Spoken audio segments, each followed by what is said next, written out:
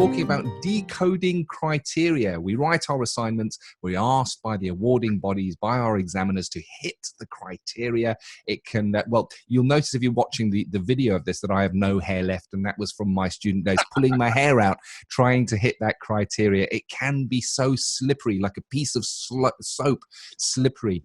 But Rory, criteria, tell us more.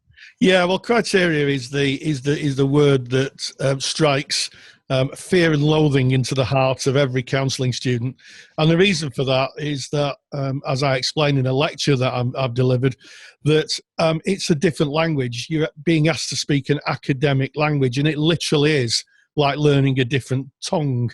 And the question I got today is from the email box, my inbox from email.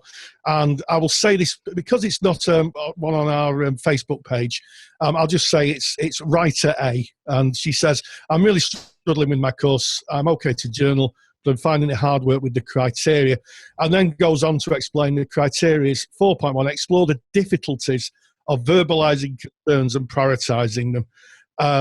Well, that's as clear as mud, really, isn't it, Ken? It is. And the interesting thing here, that the criteria work in there, or the academic word in there, is the explore word, isn't it? Yes, absolutely. So explore is have a look around. Yes. Basically. So if you explore, you know, if you go, I don't know, on holiday, you explore, you wander around the streets, you have a look around, you identify things of interest, and then you talk about them. And that's exactly what this question's asking.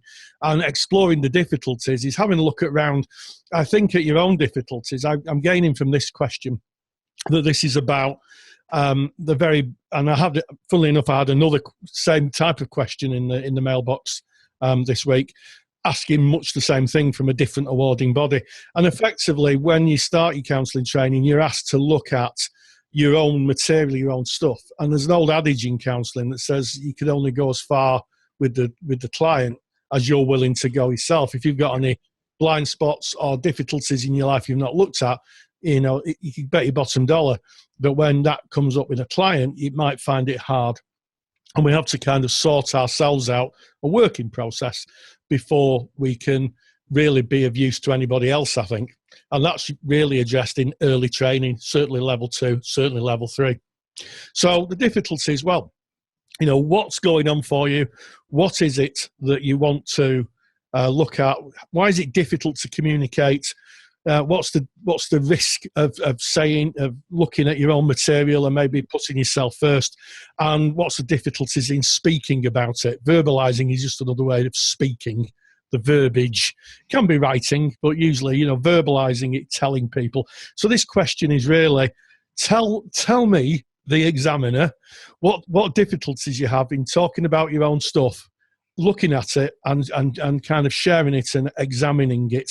And that's basically it. And to do this, you need examples. So you need to give a couple of examples, I would say, of things that are going on in your own life that maybe you found it difficult to talk about, and why. That's the difficulty, why it's difficult. Because once we look at that, then we can start the kind of process of personal development and moving our lives along. There we have it. Yeah, we do indeed. And there's two sides to this, because the one is that personal development, that understanding of self, the examined life, as it is called. And the other side is that hitting criteria. So the word that they were asking there, and the criteria word, is the explore word. And a great way of making sure you hit the criteria, and as examiner, understanding that you understand and are hitting that criteria, is to use their words back at them.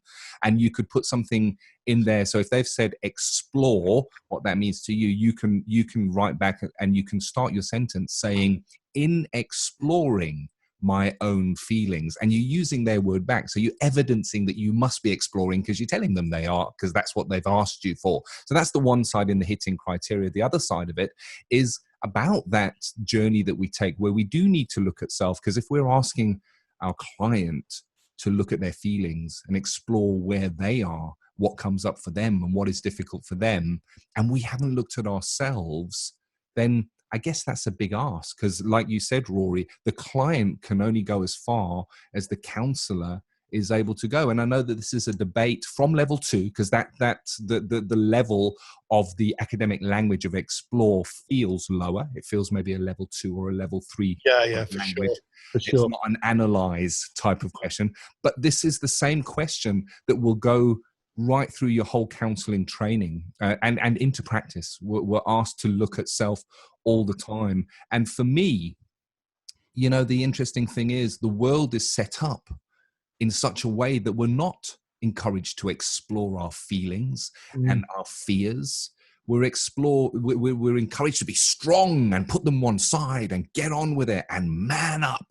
Those are the kind of words that ring in my ears, and how broken society is that we're not encouraged to look at our feelings. So it's no wonder that when a client sits in front of us, that as soon as we look at those discomfort, those uncomfortable areas, the feelings, the things that bring up fear, anxiety, that the client might want to run away from that and not want to explore that, because it's a scary place to go and a place that we're not encouraged in today's life to look. Absolutely. And I'm just looking at this question now, Ken, and I'm thinking about how I'd write it, and I'd say in exploring the difficulties that I have, I would identify that sometimes, and the fears that I have around X, Y, and Z is that A, B, C might happen, and that's how you have to do it. And I think one of the thing is with academic language is we're not asked, generally speaking, to go into any great depth in our day-to-day conversation. So if I was walking along with Ken and I pointed to a car and I'd say to Ken, "What's that?" Ken would say, "It's a car." And hopefully, and we would have a shared understanding of what it is. In your assignment work, and when you're working at college or university, you're asked to kind of explain to someone who's pretending they don't know, so they know exactly how much you do. So it's no good saying, "Well, that's a car." Well, how do you know it's a car? What makes it different from a van? Yes. That type of thing. So you have to give real clear examples.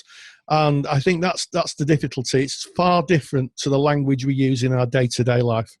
It is, and there's a danger, and this danger comes with hitting criteria. And I'm going to use the car analogy that Rory mentioned over there. If Rory and I were walking along and Rory pointed and said, "What's that over there?"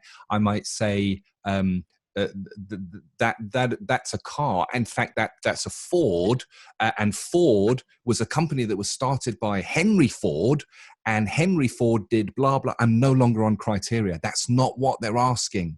And it's so easy when you have so much information. And I mean, we go to college, we go to university to learn all that information, but it's so important that when we answer the assignment questions, that we answer what they ask. We may have a broad understanding on the topic, and it's very easy to go off topic and start bringing information about Henry Ford and how he invented this and that, and that's not what they're asking. They're asking, "What's that?" And that is a car. Yeah, exactly. And if I was walking along with Ken and we saw a car and there was a van, parked next to it, I'd say, "Ken, what's that?" And he'd say, "It's a van." I'd say, "Well, what's the difference between a car and a van?" Yes, compare and contrast the car and this is the academic language, and that's why I said at the beginning of this that this question has got the two sides. It's got that personal development and the looking into self, but it's got the academic language side of it. And Rory, I am aware you've just done a really comprehensive lecture on academic language.